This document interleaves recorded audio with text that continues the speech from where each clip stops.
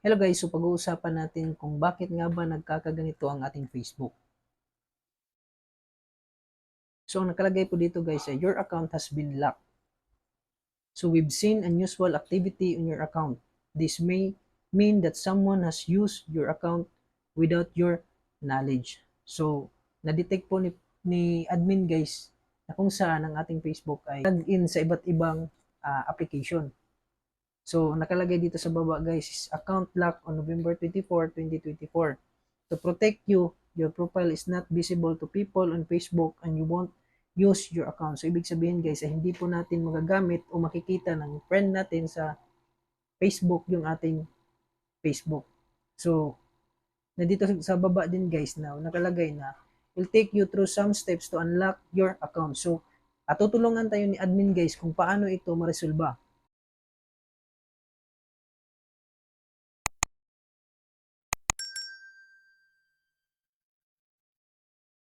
So, ang gagawin natin guys, ay pindutin natin yung get started. At dito guys, may nakalagay na how to unlock your account. Confirm that this is your account. So, dito guys, pipindutin lang natin tong next. Kasi nandito yung secure your login details, your account will be unlocked. Because someone else maybe have had access, we need to confirm that you are the owner of the account. So, dito guys, nakalagay na, i-clarify lang po ni admin sa atin na ito yung ating Facebook talaga. At dito guys, may nakalagay na dalawang option. Yung WhatsApp at yung your phone. So, ito po yung ating mobile number guys at sa WhatsApp. Magsisend dito si Facebook, si admin ng code para kung saan ma-open natin ang ating account at ma-verify niya sa atin talaga yung Facebook.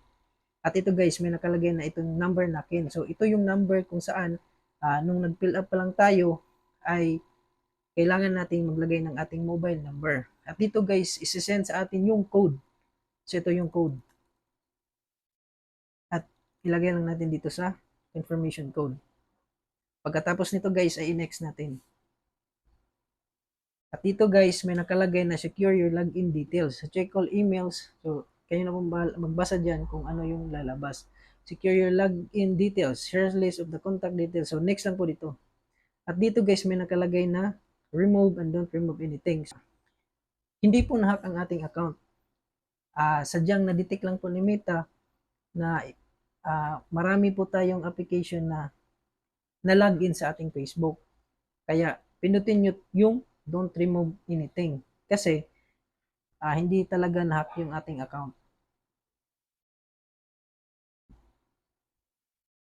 At dito guys, may nakalagay na your new login details. So ayan, na-unlock na po siya. Review recent activity. So back to Facebook lang po. Kasi unlock na po ang ating Facebook. So yun lang po ang aking may tuturo at maraming salamat sa inyo. Bye-bye.